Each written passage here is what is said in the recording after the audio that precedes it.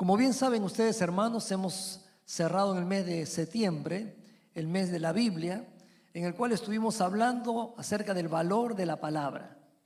Pero en este mes de octubre queremos recordar el énfasis principal de lo que se conoce como la Reforma Cristiana, iniciada hace más de 500 años, cuando el precursor o el fundador, por así decirlo, de la Reforma, Martín Lutero, justamente un 31 de octubre de 1517, dio inicio a lo que conocemos como la Reforma Cristiana o la Reforma Protestante.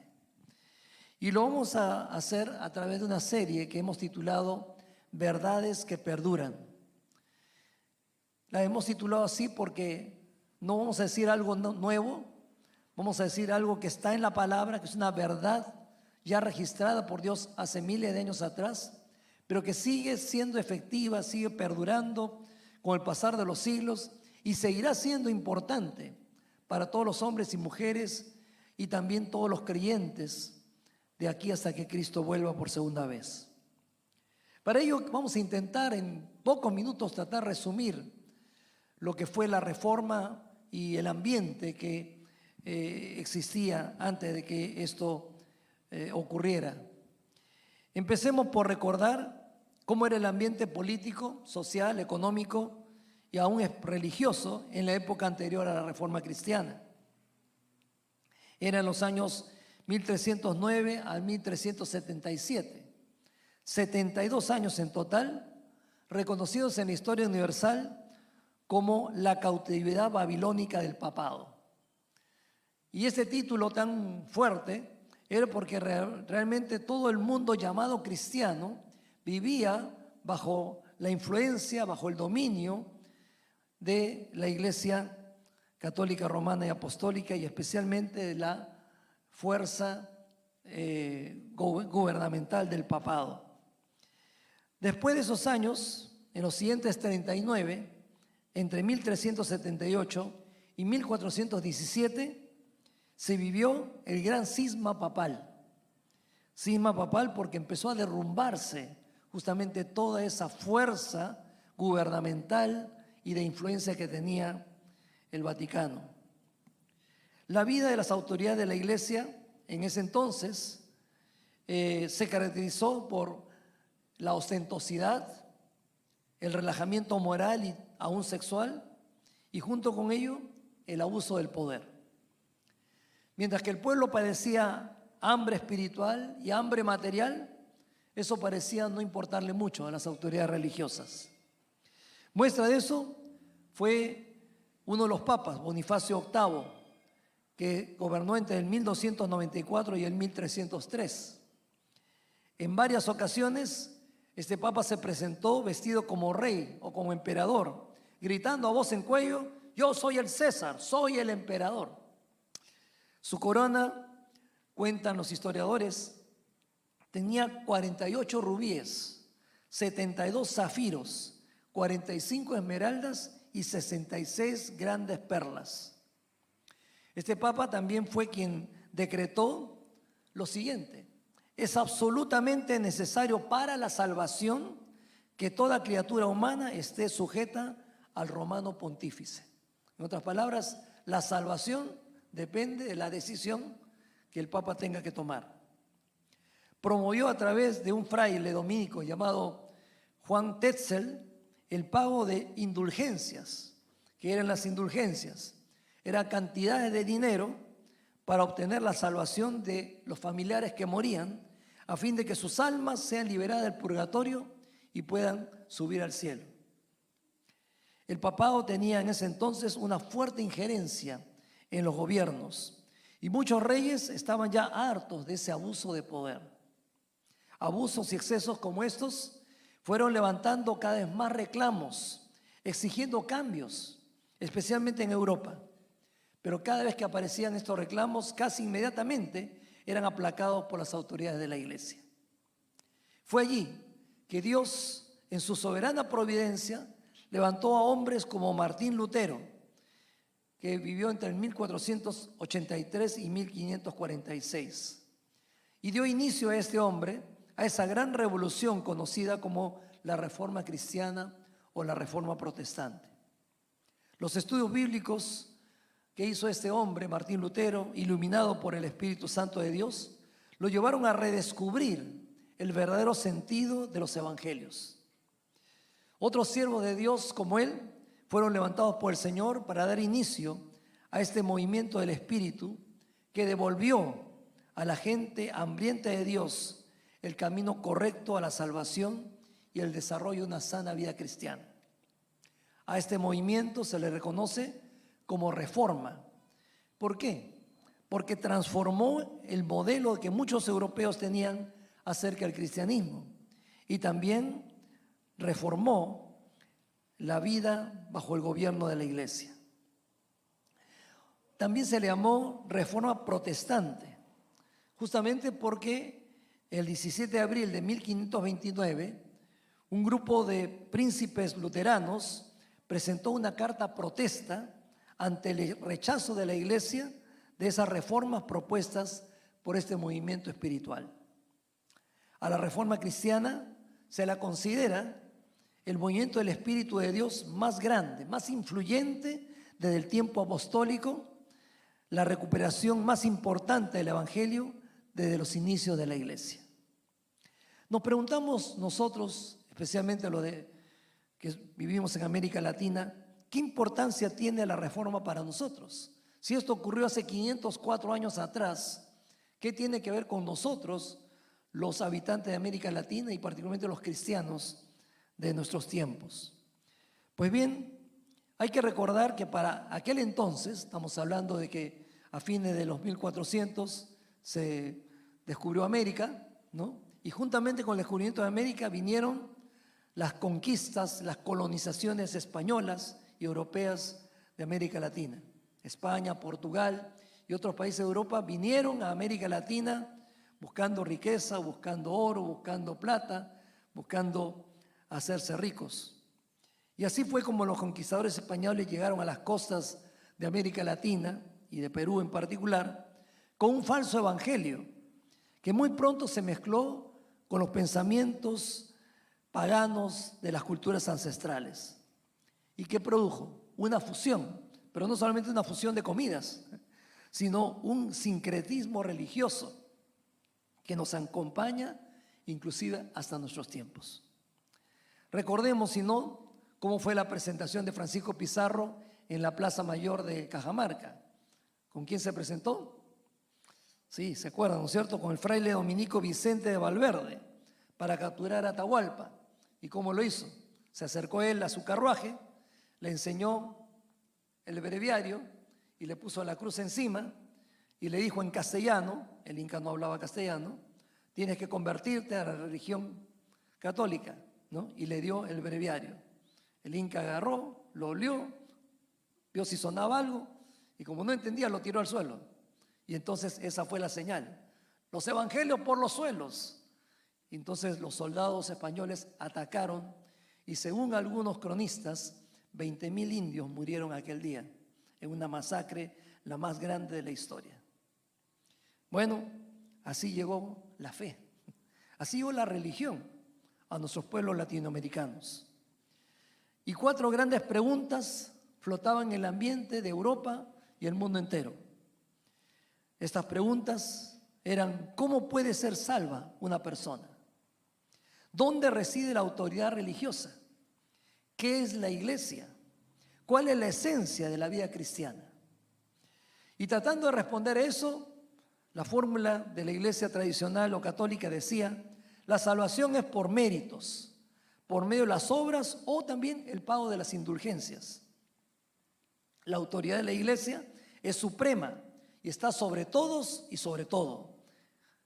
También decían: la iglesia es un imperio que gobierna políticamente sobre sus súbditos y donde es posible pelear por posiciones de poder y autoridad. De allí que los papas tenían también sus ejércitos para defender sus propiedades y para también conquistar tierras nuevas. La vida cristiana se vive, decían ellos, bajo los tormentos del terror y bajo el dominio del pecado. En otras palabras, no se puede escapar del pecado, ¿no? Estamos lastimosamente resignados a vivir siempre bajo la opresión de Satanás y bajo las tentaciones de la carne. En contraposición con este pensamiento, la reforma cristiana revolucionó esa manera equivocada de pensar y proponía volver a las Escrituras como la única fuente de revelación de Dios. En otras palabras, Dios nos habla por medio de la palabra, no solamente a través de las autoridades religiosas, sino nos habla principalmente y suficientemente por medio de la palabra de Dios. También hicieron un énfasis en la salvación por gracia, por medio de la fe en la persona de Jesucristo, el Hijo de Dios encarnado. Es decir, en Cristo tenemos todo. Todo lo que necesitamos saber de Dios es por medio de Jesucristo, el camino, la verdad y la vida. Dijimos anteriormente que este sincretismo religioso afectó el avance del Evangelio en América Latina. Y este no solo se dio al interior del catolicismo, sino que aún afectó y afecta hasta hoy a iglesias cristianas evangélicas. Como ejemplo, menciono lo siguiente. Hoy tenemos iglesias evangélicas que predican la salvación por medio de la moral y por medio del legalismo, ¿no? Donde el mensaje de la salvación por medio de Cristo queda diluido ante las exigencias de no hagas esto y no hagas lo otro y vístete así y ponte esto y cosas por el estilo. Ese legalismo, esa moral ha desplazado el mensaje del Evangelio que habla de que la salvación es gratuita por medio de Jesucristo. Otro pensamiento que ha invadido a muchas iglesias evangélicas es que se habla de necesidad de tener cobertura apostólica, de una mega iglesia o de un pseudo pastor apóstol para poder ser bendecidos por Dios. Si no te bendice fulano de tal, o si no vienes bajo la bendición de esta iglesia, entonces no serás bendecido. Otro pensamiento, o mejor dicho, otra práctica, es la de líderes que toman a la iglesia como un trampolín para acceder a la fama o también a la política. Y un cuarto, el mal llamado evangelio de la prosperidad, que ha empobrecido espiritualmente a muchas iglesias en los 5 continentes. Hoy abundan creyentes que, confundidos con estas doctrinas no bíblicas, hablan de arrebatar la bendición, hablan de confesar que se hará esto o lo otro según lo que se pida, y hablan de atar las maldiciones de Satanás. Definitivamente, el descuido del estudio concienzudo y serio de las Escrituras está degenerando en prácticas que tienen misticismo, que tienen religiosidad, pero que no están agarradas firmemente del escrito está. Por eso decimos que hoy estamos necesitando una nueva revolución, como lo fue la Reforma Cristiana del siglo XVI, pero con la finalidad de redescubrir el mensaje de las Escrituras y enfatizar en un evangelio cristocéntrico y promover un amor verdadero y apasionado por las vidas que aún vagan sin Cristo en la actualidad. Nosotros creemos que en la persona de Jesucristo tenemos todo lo necesario para la salvación, y también que en Cristo alcanzamos esa vida que agrada a Dios de santidad, que en Cristo podemos recibir las fuerzas y aún la salud para permanecer en este mundo hasta que el Señor así lo diga, y que también tenemos la esperanza segura que Cristo vendrá por segunda vez a llevar a su iglesia. Para intentar resumir esas enseñanzas que dieron la vuelta al mundo, produciendo un despertar y avivamiento espiritual que perdura hasta hoy, hemos dividido esta serie en 5 temas, que en su debido tiempo se conocieron como las 5 solas. En latín, la sola gratia, sola gracia, la sola fide, sola fe, solus Christus, solo Cristo, sola escritura, sola escritura, y solo Deo Gloria, solo a Dios sea la gloria. Hoy vamos a empezar por la primera, sola gratia o sola gracia, pero vamos a emplear el título gracia el regalo inmerecido. ¿Qué nos dice la Biblia sobre la gracia? En la doctrina católica se habla de la gracia, sí se habla, pero se habla también que juntamente con la gracia tienen que venir los méritos, tienen que venir las obras. Entonces, gracia más méritos y obras producen la justificación, la salvación. El enfoque bíblico de los reformadores, a partir de Martín Lutero en adelante, fue que la salvación solamente era por la gracia de Dios. En otras palabras, era el regalo inmerecido de Dios al hombre pecador. Y efectivamente entendemos que la salvación no tiene nada que ver con los méritos u obras que el ser humano puede hacer para ganarse el favor de Dios, ¿no? Alguien dijo que las religiones en la humanidad son como escaleras que intentan llegar al cielo, pero todas se quedan cortas y ninguna llega. Fue necesario que la gracia de Dios hiciera descender una escalera de arriba hacia abajo. Esa escalera es Jesucristo, el Dios hecho hombre, que vino para que nosotros podamos acceder a Él y encontrar el camino de la salvación. Esta gracia es una disposición bondadosa que lleva al ser humano a actos de bondad. Es decir, no es que uno es bueno porque quiere o intente hacerlo, sino que la gracia de Dios es la que nos transforma y nos lleva a hacer actos correctos delante de Dios y de bendición para el prójimo. Esta gracia es el amor de Dios mostrado a los desagradables. ¿Y por qué uso esa palabra? Porque nosotros realmente éramos desagradables a los ojos de Dios. Es más, me atrevo a decir que seguimos siendo desagradables para Dios, porque seguimos siendo pecadores, seguimos siendo falibles.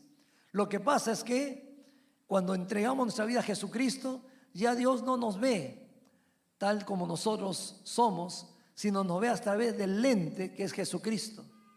Y a través de Jesucristo ya nos ve como criaturas perdonadas, lavadas por la sangre preciosa de Él, derramada en la cruz del Calvario y santificadas por el Espíritu de Dios.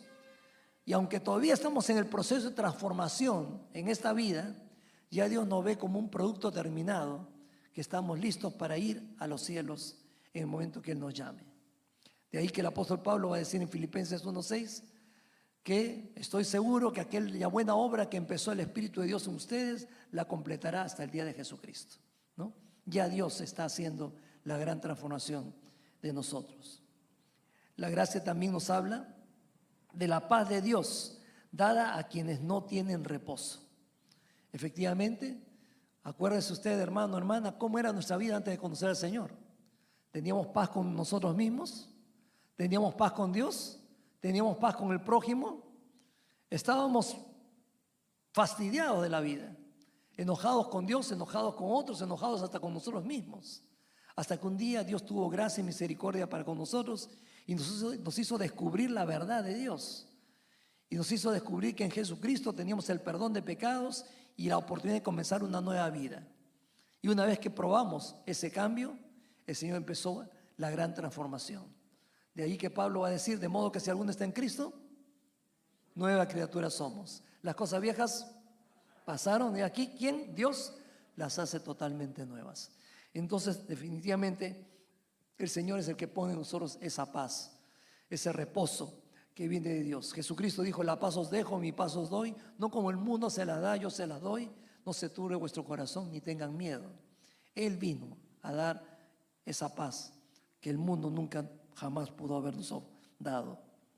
Y en quinto o cuarto lugar, la gracia es el favor inmerecido de Dios derramado sobre un inferior por un ser superior, ¿no? La gracia o la salvación no nos las podemos dar entre nosotros, ¿no? Yo no le puedo dar la salvación a usted, usted no puede dar la salvación ni a mí ni a nadie. Era Dios o es Dios como superior a nosotros, como el santo Dios perfecto que tiene que poner sus ojos sobre usted y sobre mí y decirnos, yo puedo darte aquello que tú no te puedes dar a ti mismo, aquello que no lo puedes recibir de ningún hombre, ninguna institución, ninguna religión, sino solamente de parte de Dios. la gracia del perdón, la gracia de la salvación, la gracia de ser adoptado por Dios como un hijo suyo. Ahora bien, el Señor permitió que el apóstol Pablo escribiera un libro, que es el libro de Efesios, donde en el capítulo 2 él habla directamente de lo que es la gracia. Y vamos a verlo brevemente. En los primeros 3 versículos de Efesios capítulo 2 leemos así: antes ustedes estaban muertos a causa de su desobediencia y sus muchos pecados. Vivían en pecado igual que el resto de la gente, obedeciendo al diablo, el líder de los poderes del mundo invisible, quien es el espíritu que actúa en el corazón de los que se niegan a obedecer a Dios. Todos vivíamos así en el pasado, siguiendo los deseos de nuestras pasiones y la inclinación de nuestra naturaleza pecaminosa. Por nuestra propia naturaleza éramos objeto del enojo de Dios, igual que todos los demás. Estos 3 versículos nos están diciendo cómo éramos, cómo estábamos antes de Cristo Jesús. Estábamos muertos, dice aquí. Es decir, no había nada rescatable en nosotros. Nuestra desobediencia nos había echado a perder por completo. Como dice Romanos capítulo 3, versículo 10, no hay justo ni un solo justo, ni siquiera uno. Nadie busca a Dios, todos se desviaron, todos se volvieron inútiles, no hay ni uno que haga lo bueno, ni uno solo, escribe Pablo. Y efectivamente, en el mundo no existe criatura alguna que pueda decir: yo di en el blanco de Dios, yo he encajado en lo que Dios quería para mi vida. No, absolutamente ninguno. Todos estamos muertos en nuestros delitos y pecados. Nuestra condición, ¿cuál es? Una condición desalentadora, porque no hay esperanza de resurrección para quien ya está muerto, ¿no? Y nosotros estábamos así antes de Cristo, en una mortandad total, una mortandad comprobada. Cuando una persona ya se le declaró muerta y se ha constatado entonces en la autopsia que ya no vive, en vano es que se le haga respiración boca a boca, en vano es que se le haga una transfusión de sangre, mucho menos pretender trasplantarle un órgano, porque ya falleció, ¿no? Y usted y yo habíamos fallecido espiritualmente antes de Cristo. No había esperanza alguna para nosotros. Y Dios, al vernos así, quiso voluntaria y soberanamente, sin coacción alguna, venir a darnos vida y vida en abundancia. Éramos esclavos del pecado, éramos esclavos de Satanás y también nuestras propias pasiones pecaminosas, nuestra propia naturaleza. ¿Por qué? Por eso nos negábamos a obedecer a Dios. No porque hacíamos cosas malas es que nos convertíamos en más pecadores. Era porque ya éramos pecadores que hacíamos cosas que iban contra la voluntad de Dios, ¿no? Y al mismo tiempo estábamos destituidos de la gloria de Dios, dice este pasaje, ¿no? Tal como Romanos 3:23. Por cuanto todos pecados están destituidos de la gloria de Dios, dice la Escritura. En otras palabras, nadie, absolutamente nadie es capaz de alcanzar la meta gloriosa que Dios establece para el ser humano. ¿Qué hizo entonces Dios por nosotros frente a esta triste realidad? Dice en los versículos 4 al 6, pero Dios es tan rico en misericordia y nos amó tanto que a pesar de que estábamos muertos por causa de nuestros pecados, nos dio vida cuando levantó a Cristo de los muertos. Es solo por la gracia de Dios que ustedes han sido salvados, pues nos levantó de los muertos junto con Cristo y nos sentó con Él en los lugares celestiales porque estamos unidos a Cristo Jesús. Miren, hermanos, note aquí cómo empieza este versículo 4. Pero, esta corta palabra de 4 letras, el mismo número de letras del nombre de Dios, y que denota que algo inesperado, algo imprevisible ocurrió. Dios decidió derramar sobre nosotros su inigualable gracia. Estábamos condenados ya, estábamos fuera y destituidos de los planes de Dios, y Dios decidió alterar ese destino eterno. Decidió incursionar en la vida suya y en la vida mía para cambiar ese destino que ya estaba predeterminado. ¿Y cuál fue eso? Ofrecernos la salvación. Ofrecernos la oportunidad de ser salvos por la gracia de Dios y a través de la fe que Él mismo iba a poner en nuestros corazones. Dice este pasaje, pero Dios, que es rico en misericordia, en otras palabras, Dios que tiene compasión del ser humano, perdido, extraviado, enajenado de Dios por su propia mala elección, Dios tiene compasión de él. Hermano, hermana, Dios tuvo compasión de usted y de mí. No se resignó a abandonarnos a nuestra suerte eterna. Él dijo, tengo que hacer algo más. Tengo que agotar un último recurso. Y ese último recurso fue su Hijo Jesucristo, para que Él pueda ofrecerse a sí mismo por todos nosotros, sustituyéndonos en la cruz. Dice este texto que Dios nos amó por decisión propia. Hablar de la gracia de Dios es necesariamente hablar del amor de Dios. Inexplicable, incomprensible, pero real, porque Dios nos ama a nosotros a pesar que somos pecadores.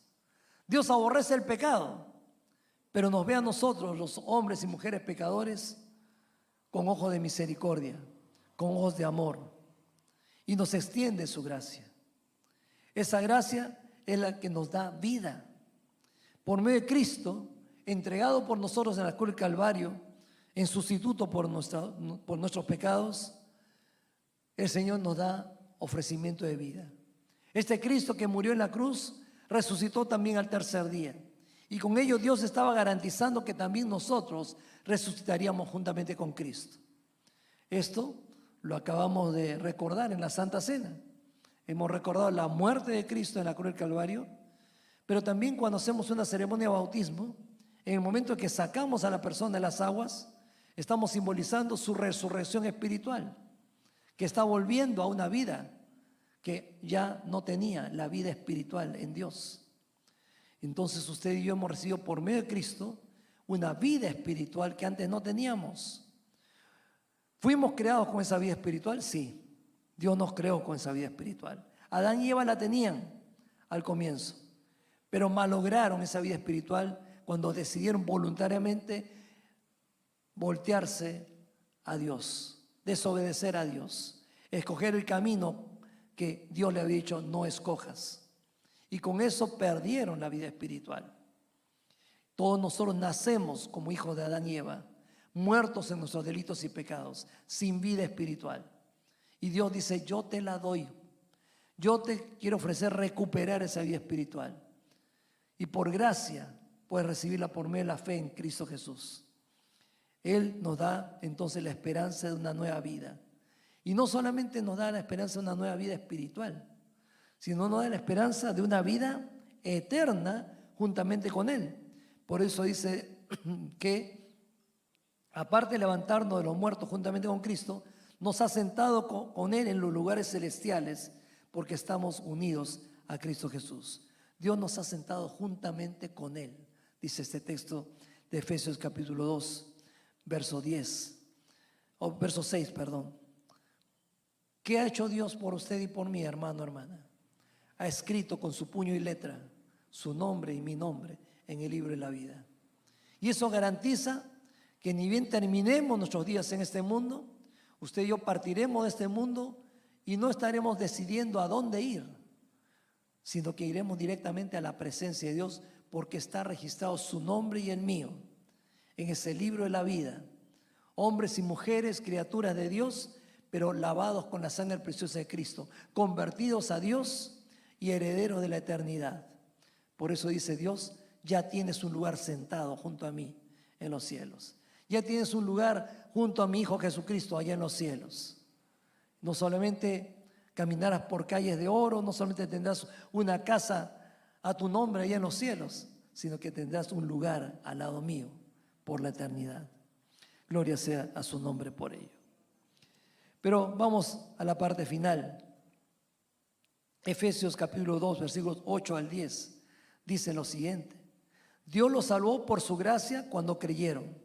Ustedes no tienen ningún mérito en eso, es un regalo de Dios. La salvación no es un premio por las cosas buenas que hayamos hecho, así que ninguno de nosotros puede jactarse de ser salvo, pero somos la obra maestra de Dios. Él nos creó de nuevo en Cristo Jesús a fin de que hagamos las cosas buenas que preparó para nosotros tiempo atrás. Este texto nos está diciendo que Dios nos salva por su pura gracia. En ninguna manera la salvación es un premio a nuestros méritos personales o a nuestros esfuerzos. No hay nadie que pueda decir: yo alcancé la salvación por mi esfuerzo propio. Yo alcancé la salvación porque asistí a la iglesia desde pequeño. Yo alcancé la salvación porque evangelicé a muchos y gané a Cristo a muchas personas. No hay obra alguna que usted y yo podamos hacer que impresione a Dios. Dios simplemente nos ha salvado por gracia. Y gracia tiene que ver con gratuidad. Gratuitamente hemos sido salvados por Dios, sin que a usted y a mí nos cueste absolutamente nada. Él nos concede entonces la salvación porque quiso hacerlo. No vio nada atractivo en nosotros. Como dije hace un instante, ya estábamos muertos, ya estábamos hechos un desecho humano, pero Dios quiso darnos vida y vida en abundancia, y puso sus ojos sobre nosotros para alcanzarnos el evangelio de la salvación y alcanzarnos también la fe para creer. Eso nos lleva justamente a esa concesión de la gracia, que no solamente habla de que es algo gratis, sino que es porque Dios pone en su corazón y en mi corazón la fe necesaria para creer en Él y aceptarle como nuestro Salvador personal. La fe, va a decir el autor de los Hebreos, es la certeza de lo que no se ve, ¿no? Algo que nosotros no podemos ponerlo en una probeta y ponerlo en el laboratorio científico para ver si es que es verdad o no. Simplemente la aceptamos porque viene de parte de Dios. Y hay muchas cosas que este mundo nos trata de vender: filosofías, religiones, líderes humanos, tendencias políticas. Y nada nos ha dado ni nos puede dar la ansiada salvación, el perdón de pecados o la paz interior. Sin embargo, Dios vino a nuestra vida en un día crítico cuando usted y yo ya no dábamos más. Y el Señor puso fe en nuestro interior para creer en Él y aceptarle. No fue mérito nuestro. No podemos decir: yo creí en Cristo Jesús y como tomé la decisión de creer, entonces Dios me dio el premio de la salvación. No se trata de un premio. Se trata de gracia, otra vez. Gratuitamente Dios nos ha salvado y puso inclusive la fe necesaria para que usted y yo creamos en Él. Entendamos que este es el mensaje de parte de Dios. Entendamos que necesitamos urgentemente a Cristo y nos rindamos a Él para ser nuestro Salvador. Pero en tercer lugar, Dios también nos ha creado de nuevo en Cristo Jesús para volver al plan original que Dios tuvo con nosotros. Dios quiso que usted y yo volvamos a ser como Adán y Eva en el paraíso. No solamente con un cuerpo, sino con una mente, un alma y un espíritu a imagen y semejanza de Dios. Y Dios está restaurando esa imagen y semejanza de Dios perdida en el jardín del Edén. Desde el momento en que usted y yo nos hemos convertido, Dios está trabajando en nuestro ser interior para que volvamos a ese plan original de Dios, entendiendo lo que Dios tiene para nosotros, pensando como Dios quiere que nosotros pensemos, viendo las cosas celestiales en otra dimensión. Tenemos los pies en la tierra, pero nuestra mente y nuestro corazón en los cielos, como lo tuvo Jesucristo. Y eso nos permite vivir no para que el mundo nos sirva o para que Dios nos sirva a nosotros, sino solo para servir a Dios y servir a los demás. Por eso Jesucristo mismo resumió todos los mandamientos en amar a Dios sobre todas las cosas y amar al prójimo como a nosotros mismos. Él vivió en forma clara y encarnada esa realidad. No vino para ser servido, vino para servir y dar su vida en rescate por muchos. Y cuando uno se convierte a Jesucristo por la gracia de Dios, por esa fe que Dios pone en nosotros, también juntamente con ellos Dios nos permite convertirnos en nuevas criaturas. Y al ser nuevas criaturas, Él va generando en usted, en mí, un plan de acción donde en la gracia de Dios vamos descubriendo cuál es esa voluntad agradable y perfecta que Dios tiene para nuestras vidas. Aún nuestras buenas obras son producidas por la gracia de Dios y no por nosotros mismos. Por eso reafirmamos en esta tarde que por la gracia de Dios somos lo que somos, tenemos lo que tenemos y seremos quienes vamos a ser y ocuparemos un lugar junto a Dios en los cielos. Carlos Spurgeon, a fin del siglo XIX, decía: debido a que Dios mostró su gracia, los pecadores pueden ser perdonados, convertidos, purificados y salvados. No es por algo que Dios encontró en ellos que son salvos, sino por el desbordante amor, bondad, compasión, misericordia y gracia de Dios. Dios ha querido darnos esa salvación preciosa. Y qué hermoso es saber que la gran mayoría de los que estamos esta tarde aquí hemos pasado por esa experiencia de gracia de parte de Dios. No tenemos por qué sentirnos orgullosos de ello. No dejemos que la vida cristiana o los años en el Evangelio nos hagan olvidar que por gracia fuimos introducidos a la familia de Dios y que por gracia podemos seguir en ella. Porque ¿cuántas veces usted y yo hemos fallado al Señor después de habernos convertido? Y Dios nos ha vuelto a dar otra oportunidad porque su gracia está allí, en acción, para restaurarnos, para seguir perfeccionándonos, para seguir transformándonos a esa imagen y semejanza de Jesucristo. Pero también el Señor nos ha dejado con una misión. Y es la misión que otros que todavía no están en los caminos del Señor vengan al conocimiento de la verdad. Otros que están extraviados como usted y yo estábamos un día, vengan al conocimiento de la verdad de Dios. Y por gracia, igual que nosotros, tengan esa fe que viene de Dios, igual que nosotros, y crean y acepten a Jesucristo como Salvador personal, igual que en nosotros, y puedan ser transformados en nuevos hombres y mujeres a imagen y semejanza de Dios, como hijos amados del Señor. Si usted está cayendo o estamos cayendo en la rutina de una iglesia, de una vida cristiana evangélica tradicional, donde ya estamos acostumbrados a un estilo de vida que nos es favorable y cómodo, donde inclusive hemos transformado el evangelio cristocéntrico por un humanismo religioso, donde el centro dejó de ser Cristo y ahora el centro somos nosotros. Recapacitemos. La gracia que Dios nos recuerda, tuvo para con nosotros, nos debe llevar a no estar pensando en que tenemos que buscar la felicidad en este mundo.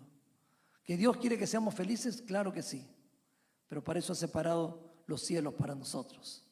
Porque en el mundo siempre habrá aflicción. Y a veces nosotros no queremos sufrir aflicción. Queremos comodidad, queremos confort. Inclusive lo trasladamos a la iglesia y queremos que la iglesia trabaje para nuestro confort, trabaje para nuestra felicidad, ¿no? Y este culto tiene que cambiar esto porque el horario no me conviene. Y este estudio bíblico tiene que cambiar esto y lo otro porque no me gustan algunos puntos de este estudio bíblico. Y este pastor que sea para otro porque para mí no es bueno.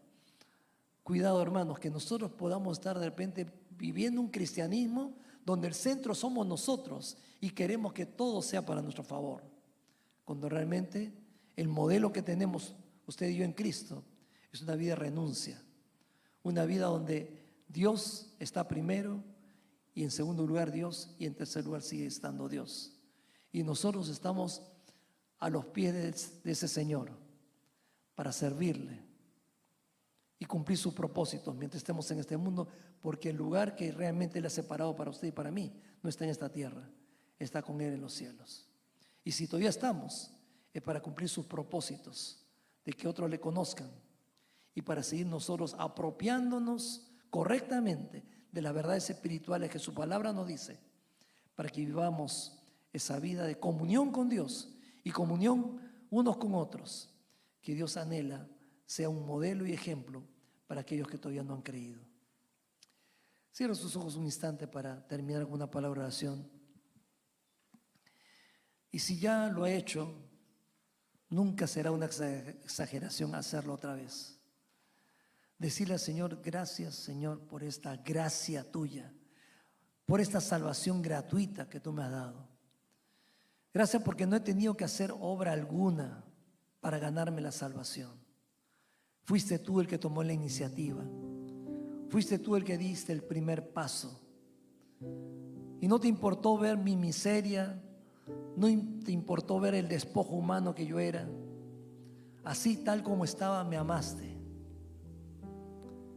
Y como ese padre de la parábola, cuando llegó el hijo después de meses o años de estar fuera de casa, desfigurado, enflaquecido, mugriento porque había vivido los últimos meses entre cerdos, no tuvo reparo en abrazarle, estrecharle contra su pecho, apoyar su cabeza en su hombro y besarlo, decirle: este es mi hijo que había muerto y ha resucitado.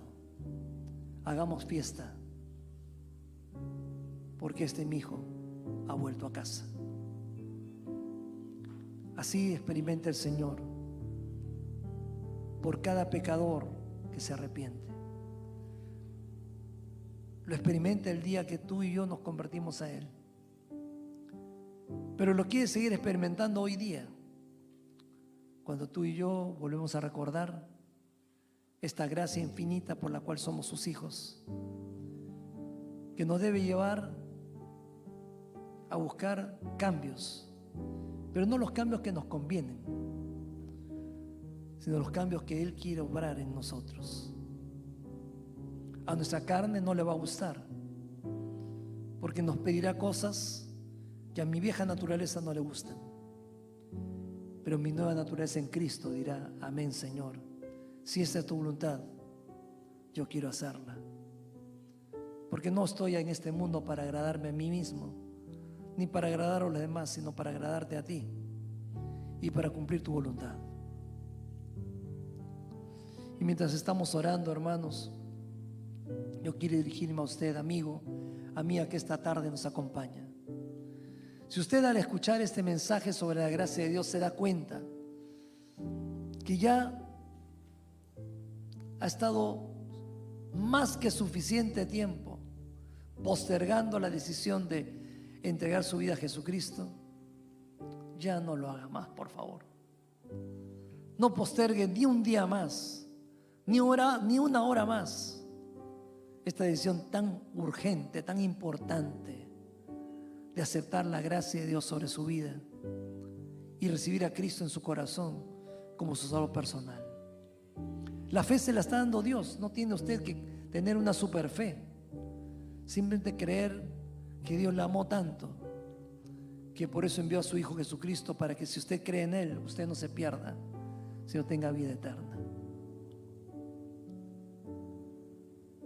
Y usted, amigo, amiga, que está en el Facebook, desde su casa o del lugar donde está viéndonos, si usted se da cuenta que no tiene a Cristo en su corazón, ábrele su corazón a Jesucristo hoy día y digan esta oración sencilla pero sincera. Dígasela: Señor, en esta tarde vuelvo a escuchar que tú me amaste tanto, que por eso Jesucristo tu Hijo vino a morir en la cruz por mí. Pero no quiero que pase otra vez como una noticia interesante que algún día tomaré en cuenta. Hoy quiero, Señor, aceptar esa gracia tuya que me vuelve a dar la oportunidad de encontrarme contigo una vez y para siempre. No quiero dejar pasar la oportunidad, Dios. Te confieso mis pecados, Te confieso mis malas decisiones. Te confieso que mi estado actual es consecuencia de las malas decisiones que he tomado. Pero hoy me arrepiento y te pido perdón. Y te pido que me aceptes como hijo de Dios. Que tu Espíritu Santo entre a mi vida, produciendo el gran cambio que yo jamás he podido ni podría hacer. Gracias por amarme como soy. Gracias por buscarme y haber insistido. Hoy te recibo como mi Salvador. Hoy te acepto como mi Dios. Hoy quiero que tú seas mi Padre y me conviertas en un verdadero hijo de Dios. Gracias, Señor. Amigo, amiga, si usted ha hecho esta oración y está con nosotros esta tarde aquí, yo quisiera orar al Señor por su vida. Y para hacerlo le pido por favor que si está ahí en su asiento, levante su mano y me diga: pastor, yo he hecho esta oración, ore por mí. ¿Hay alguien que ha hecho esta oración esta tarde acá y está presente? ¿Alguien que está entregando su vida a Jesucristo? Si usted está en el Facebook, está viéndonos por Face y está tomando esta decisión, ahí escribe en la caja de comentarios: yo he hecho la oración, yo hice la oración. Y uno de nosotros va a intentar comunicarse con usted para ayudarle en este nuevo camino, en este nuevo comienzo con Dios en su vida. Y como hijo de Dios, hermanos, vivamos por gracia, vivamos esta gracia y anunciemos esta gracia a otros que también la necesitan. Dios nos bendiga, hermanos.